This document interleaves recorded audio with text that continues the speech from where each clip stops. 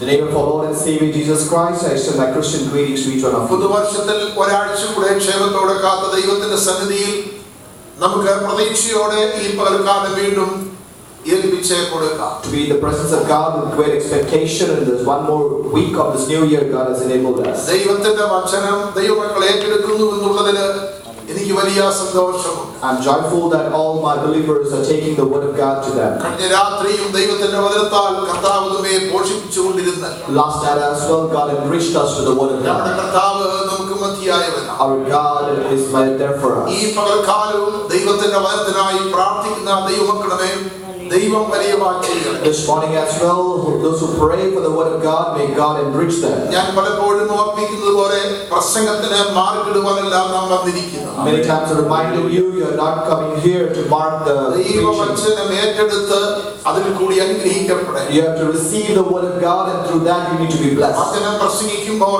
നമ്മെയാണ് നാം വചനത്തിൽ കൂടി കാണേണ്ടത്. When I preach, you have to look at the word of God and be submissive. ഓരോരുത്തരും തങ്ങളെ സമർപ്പിച്ചു കൊടുത്താൽ ദൈവം നമ്മെ അനുഗ്രഹിക്കും. If we submit in God's presence in that way, God will bless us. വചനത്തിന്റെ മുൻപാകെ വിറയ്ക്കുന്നവരാണ് ദൈവം. The children of God trembles to the word of God. അത് ദൈവത്തിനായി ഏറ്റവും പ്രസാദകരമായ കാര്യമാണ്. And it is pleasing in the sight of God. ദൈവത്തിന്റെ വചനത്തിന് അധികാരമുണ്ടെന്ന് ദൈവങ്ങൾ മറക്കരുത്. Do not forget that the word of God has authority over us. പിശാചുക്കൾ വിറയ്ക്കും ദൈവത്തിന്റെ വചനം കേൾക്കുമ്പോൾ. And the Satans tremble when they hear the word of God. ഒരു വലിയ ശക്തി ആ സമയത്ത് ദൈവത്തിൽ നിന്ന് പുറപ്പെടുന്നത് പിശാചിന് അറിയാൻ കഴിയുന്നുണ്ട്. Because Satan knows there is a great power that releases when the word of God has been said. ഒരു ജഡ്ജി ഒരു പ്രാവശ്യം വിധി പറഞ്ഞാൽ മതി തൂക്കിക്കൊല്ലേവാൻ.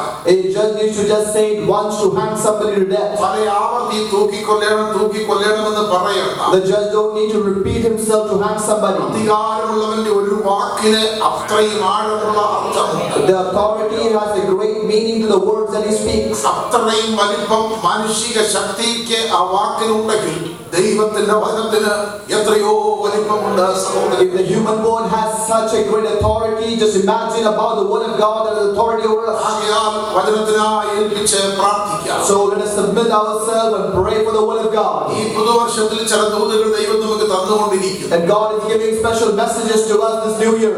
കർത്താവ് തന്റെ വചനം നമുക്ക് തരട്ടെ. And may God help us to enrich us with the word of God. ഈ സങ്കീർത്തനം കഴിഞ്ഞ രാത്രി ദൈവത്തിന്റെ ആത്മാവിനോട് ഇടപെട്ട സങ്കീർത്തനമാണ്. This is a psalm that the Spirit of God spoke to me last night. അതിന്റെ ഒന്നാമത്തെ വാചകം ഇങ്ങനെയാണ് വായിക്കുന്നത്. The first verse read in this way. ദൈവം യഹൂദയിൽ പ്രസിദ്ധനാകുന്നു. In Judah God is known. Hallelujah. വാക്യം ആരും മറക്കണ്ട. ദൈവം യഹൂദയിൽ പ്രസിദ്ധനാകുന്നു. Do not forget the word. In Judah God is known. ദൈവം പ്രസിദ്ധനായാൽ അത് അനുഗ്രഹിക്കപ്പെട്ട കാര്യമാണ്. If God is known, it is a great blessing. എത്രയോ ശ്രേഷ്ഠമേറിയ വാക്യമാണ് ഈ വാക്യം. It's such a great word that we just read. ഗോത്രത്തെ നോക്കിയിട്ട് ദൈവാത്മാവ് പറയുകയാണ്. Looking at a tribe, the Spirit of the Lord is saying, ഗോത്രത്തിൽ ദൈവം പ്രസിദ്ധനാണ്. to that tribe God is known. ആ ഗോത്രം പ്രസിദ്ധമാണെന്നല്ല. It is not that the tribe is known. ഗോത്രത്തിൽ ദൈവം പ്രസിദ്ധനാണ്. In that tribe God is known. ഈ വർഷക്കാലം നമ്മയെല്ലാം നമ്മിൽ കൂടെ നമ്മുടെ ദൈവം പ്രസിദ്ധമാകണം. This year not us but our God should be known through us. ദൈവം നമ്മിൽ കൂടെ പ്രസിദ്ധനായാൽ അത് നമുക്ക് അനുഗ്രഹമാണ്. If God is known through us, then we will be blessed. ദൈവം നമ്മിൽ കൂടെ പ്രസിദ്ധനായാൽ അത് ദൈവത്തിനെതിരായ എല്ലാം ദോഷമാണ്. If God is known to us, whatever comes against us will be destroyed.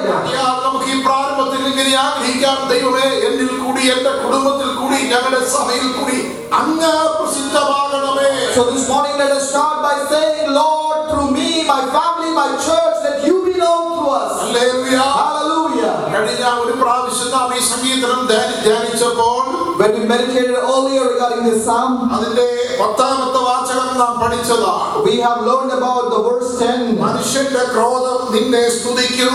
The wrath of man shall praise you. ക്രോധശിഷ്ടത്തെ നീ അരയ്ക്ക് കെട്ടിക്കൊള്ളും. The remainder of wrath you shall gird yourself. മനുഷ്യന്റെ ക്രോധം ദൈവത്തെ സ്തുതിച്ചാൽ If the wrath of man will praise God, ക്രോധശിഷ്ടത്തെ ദൈവം അരയ്ക്ക് കെട്ടിക്കൊള്ളും. and God is going to gird himself with that wrath remainder of it.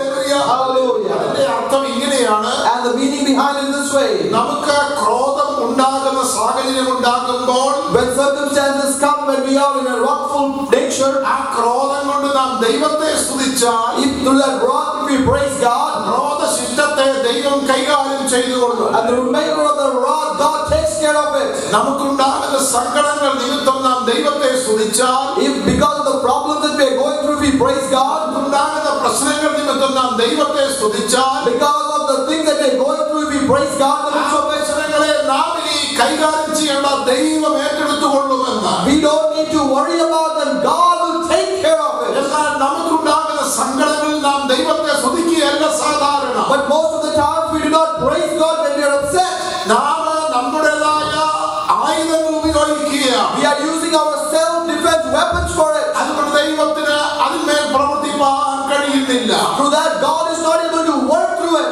നിന്റെ പ്രശ്നങ്ങൾ നിമിത്തം നീ ദൈവത്തെ സ്തുതിക്കണം. Because if we have problems, you should praise God. നീ അഭിമുഖീകരിക്കുന്ന വിഷയങ്ങൾ നിമിത്തം നീ ദൈവത്തെ സ്തുതിക്കണം. Because what you are going through, you should praise God in it. ആ പ്രശ്നം ഏറ്റെടുത്തില്ലാതാക്കുവാൻ ആ സ്തുതിക്ക് യോഗ്യനായ ദൈവം അതിന്റെ മധ്യേ ഇറങ്ങി വരും. The God who is worthy of that praise will come down to take care of your problems. ഇതുവരെ കാലം നമ്മിൽ പലർക്കും പല വിഷയങ്ങളുണ്ടാകാം. Many people among us have different reasons to worry about. ആ വിഷയം ഓർത്ത് നീ ഒരു ഭയങ്കര വ്യക്തിയായി മാറരുത്. You should not be a very strong person because of the ആ situation. വിഷയങ്ങളെ ഓർത്ത് നീ ഒരു പ്രതികാര വ്യക്തിയായി മാറരുത്. You should not be a person who goes against the ആ problem. വിഷയങ്ങളെ ഓർത്ത് നീ ഒരു ഭാരമുള്ള വ്യക്തിയായി മാറരുത്. You should not be a burdened person because of it. ആ വിഷയങ്ങളെ ഓർത്ത് നീ ആരാധിക്കുന്ന വ്യക്തിയായി മാറിപ്പോക.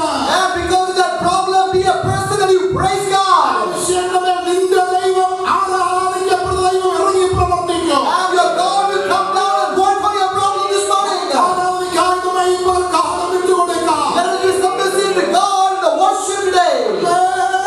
Hallelujah.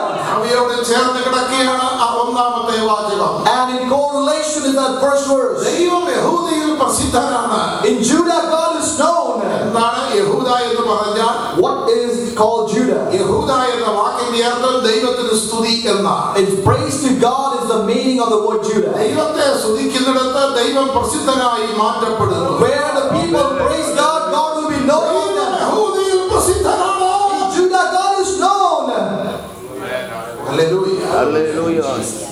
യഹൂദയെ കുറിച്ച് വേദപുസ്തകത്തിൽ പല ഭാഗങ്ങളിൽ നമുക്ക് പഠിപ്പാനായി കഴിയും. Several portions of scriptures we can learn about Judah. Zacharia പ്രവചനത്തിലെ 12-ാം അധ്യായം 6 മുതൽ വാക്യങ്ങൾ ആരംഭത്തിൽ വായിക്കാം. സഖറിയ പ്രവചനം 12-ാം അധ്യായം 6 മുതൽ വാക്യങ്ങൾ. അന്നാളിൽ ഞാൻ യഹൂദ മേധാവികളെ വിറകിന്റെ ഇടയിൽ തീച്ചട്ടി പോലെയും യഹൂദ മേധാവികളെ വിറകിന്റെ ഇടയിൽ തീച്ചട്ടി പോലെയും കറ്റയുടെ ഇടയിൽ തീപ്പന്തം പോലെയുമാണ്. കറ്റകളുടെ തീപ്പന്തം പോലെയുമാക്കും. അവർ വലത്ത് ഭാഗത്തും ഇടത്ത് ഭാഗത്തും ചുറ്റുമുള്ള സകല ജാതികളെയും തിന്നുകളയും. ഇടത്തും വലത്തുമുള്ള സകല ജാതികളെയും ആ തീപ്പന്തം തീച്ചട്ടി തിന്നുകളയും. യെരൂശലേമിന്റെ സ്വസ്ഥാനത്ത് യെരൂശലേമിൽ തന്നെ വീണ്ടും നിവാസികൾ ഉണ്ടാകും. ദാവീദ് ഗൃഹത്തിന്റെ പ്രശംസയും യെരൂശലേം നിവാസികളുടെ പ്രശംസയും യഹൂദയുടെ നേരെ ഏറിപ്പോകാതിരിക്കേണ്ടതിന് യഹോവ യഹൂദ കൂടാരങ്ങളെ ആദ്യം രക്ഷിക്കും. അന്നാളിൽ യഹോവ യെരൂശലേം നിവാസികളെ പരിച കൊണ്ട് മറയ്ക്കും. അവരുടെ ഇടയിൽ ഇടറി നടക്കുന്നവൻ അന്നാളിൽ ദാവീദിനെ പോലെ ആയിരിക്കും. കണ്ടോ? Hallelujah. യഹൂദ ഗ്രഹത്തെ ദൈവം തീച്ചട്ടി പോലെയും തീപ്പന്തം പോലെയുമാക്കും. Judah will be kept like a fire pan and a fire torch. അവരുടെ ഇടത്തും വലത്തുമുള്ള ശത്രുക്കളെ ആ തീ തിന്നുകളയും. And the enemies on their right and left will be completely burned up. അവരുടെ ഇടയിൽ ഒരു ബലഹീനനുണ്ടെന്ന് നീ നോക്കിയാൽ ആ മനുഷ്യൻ പോലും ദാവീദിനെ പോലെ ആയിരിക്കും. And if one among them is feeble, they will become like David. Praise the Lord. Hallelujah. ആ ദാവീദിനെ പോലെ ആയിരിക്കുമെന്ന് വായിച്ചതിന്റെ തൊട്ട് താഴെ കൂടെ വായിച്ചാൽ ദാവീദ് ഗൃഹം ദൈവത്തെ പോലെയും അവരുടെ മുമ്പിലുള്ള യഹോവയുടെ ദൂതനെ പോലെ ആയിരിക്കും. ദാവീദ് ഗൃഹം അവന്റെ മുൻപിലുള്ള ദൈവത്തിന്റെ ദൂതനെ പോലെ ആയിരിക്കും. The house of David shall be like God, like the angel of the Lord before them. ഒരു കാലത്ത് ഗോലിയാത്തിനെയും സമൂഹത്തെയും ദാവീദ് തോൽപ്പിച്ച് അതിന്റെ ജയമെടുത്തു. Once upon a time, David was victorious പകലും ഇസ്രായേലിലേക്ക് കുതിക്കുവാൻ ആഞ്ഞുകൊണ്ടിരുന്ന സൈന്യം പുറകോട്ട് ഓടുന്നത് ഇസ്രായേൽ കണ്ടു. For 40 days and nights, the army that was coming towards Israelites, they saw with their own eyes the army is going back. ദാവീദ് നിമിത്തം 10,000-കണക്കിന് ഫെലിസ്ത്യർ വെട്ടേറ്റ് മരിച്ചു. Because of David, more than 10,000 people were dead in the Philistines. ഗോലിയാത്തിന്റെ വാളുകൊണ്ട് വെട്ടിയ ഗോലിയാത്തിന്റെ ശിരസ്സുമായി ദാവീദ് Israel പാളയത്തിലേക്ക് വരുമ്പോൾ, And when David was coming with Goliath's head towards the camp of Israel, Israel ദാവീദിനെ കണ്ടത് ദാവീദിൽ ദൈവത്തിന്റെ ദൂതനെയാണ് കണ്ടത്. Israel did not see David, but they saw the angel of God in David. ദാവീദ് ഗോലിയാത്തിനോട് ഇങ്ങനെ വിളിച്ചു പറഞ്ഞു, ഞാൻ നിന്റെ അടുക്കലേക്ക് വരുന്നത് നീ നിശ്ചിട്ടുള്ള ഇസ്രായേലിന്റെ ദൈവത്തിന്റെ നാമത്തിലാണ്. And David, when he was approaching Goliath, he said that I am coming to you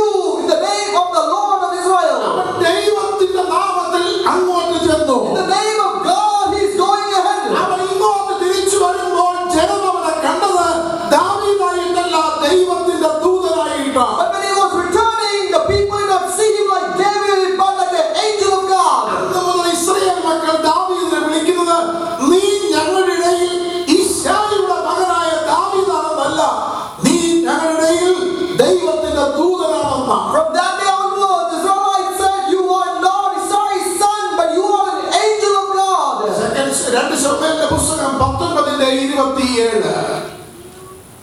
19:27 വേദപുസ്തകമുള്ളവരെല്ലാം എടുത്ത് നോക്കണം. 2 Samuel 19:27. അവൻ യജമാനായ രാജാവിനോട് അതിനെക്കൊണ്ട് നുണ പറയിച്ചുവെങ്കിലും യജമാനായ രാജാവ് ദൈവതുല്യനാകുന്നു. തിരുമനസ്സിലെ ഇഷ്ടം പോലെ ചെയ്തു കൊള്ളുക. നോക്കുക, യജമാനായ രാജാവ് ദൈവതുല്യനാകുന്നു. തിരുമനസ്സിലെ ഇഷ്ടം പോലെ ചെയ്തു കൊള്ളുക. യജമാനായ രാജാവിന്റെ മുൻപാകെ അടിയന്റെ പ്രതിഭവനമൊക്കെയും മരണയോഗ്യരായിരുന്നു. എങ്കിലും അടിയനെ അവിടുത്തെ മേശയിൽ ഭക്ഷിക്കുന്നവരുടെ കൂട്ടത്തിലാക്കി. രാജാവിനോട് ആവലാതി പറവാൻ അടിയൻ ഇനി എന്ത് അവകാശമുള്ളൂ? രാജാവ് അവനോട് മതി. 14-17 വാക്യം. 14-17 സെക്കൻഡ് ശമൂവേൽ. 2 Samuel 14:17. യജമാനായ രാജാവിന്റെ കൽപ്പന ആശ്വാസമായിരിക്കട്ടെ. ഗുണവും ദോഷവും തിരിച്ചറിയുവാൻ യജമാനായ രാജാവ് ഒരു ദൈവദൂതനെ പോലെ ഇരിക്കുന്നുവെന്ന് അടിയൻ വിചാരിച്ചു. യജമാനായ ദാവീദേ, അങ്ങ് ദൈവദൂതനെ പോലെയാണ്. Hallelujah. ശമൂവേലിന്റെ 1-ാം പുസ്തകം 29:9 വാക്യം. 29:9 വാക്യം. 1 Samuel 29:9. ആഖീശ് ദാവീദിനോട് എനിക്കറിയാം, എനിക്ക് നിന്നെ ഒരു ദൈവദൂതനെ പോലെ ബോധിച്ചിരിക്കുന്നു. കണ്ടോ, എനിക്ക് നിന്നെ ഒരു ദൈവദൂതനെ പോലെ ബോധിച്ചിരിക്കുന്നു. I know that you are. ദാവീദിൽ ജനം നോക്കുമ്പോൾ കാണുന്നത് വെറും ഒരു ദാവീദിനെയല്ല, ദൈവത്തിന്റെ ദൂതനെയാണ്. When people of Israel are looking at David, they're not looking as a David, but as an angel of God. കാരണം ഈ ശക്തനായ ഗോലിയാത്തിനെയും ഫെലിസ്ത്യനെയും തോൽപ്പിക്കുവാൻ ഒരു സാധാരണ മനുഷ്യനെ കഴിയത്തില്ല. Because a normal person cannot defeat the army of Goliath and him. ഗോലിയാത്തിന്റെ ദേഹം മുഴുവൻ പടച്ചട്ടയായിരുന്നു. His entire body was armed with everything. എത്ര ശക്തിയുള്ള വാളും കുന്തവും ആ പടച്ചട്ടയെ തുളച്ചോ മുറിച്ചോ അകത്ത് കടക്കത്തില്ല. No big shot, sword or spear can go into it. ഇസ്രായേലിന്റെ മുഴുവൻ കുന്തങ്ങൾ ഉപയോഗിച്ചാലും ആ പടച്ചട്ട തുളച്ചു ചെല്ലുകയില്ല. And even though you use the entire spears of Israel, it cannot pierce him. ഇസ്രായേലിന്റെ മുഴുവൻ വാളുകൾ ഉപയോഗിച്ചാലും ആ പടച്ചട്ട വെട്ടി മുറിയപ്പെടത്തില്ല. Even though they use the entire Israelite swords, it cannot cut him. അവൻ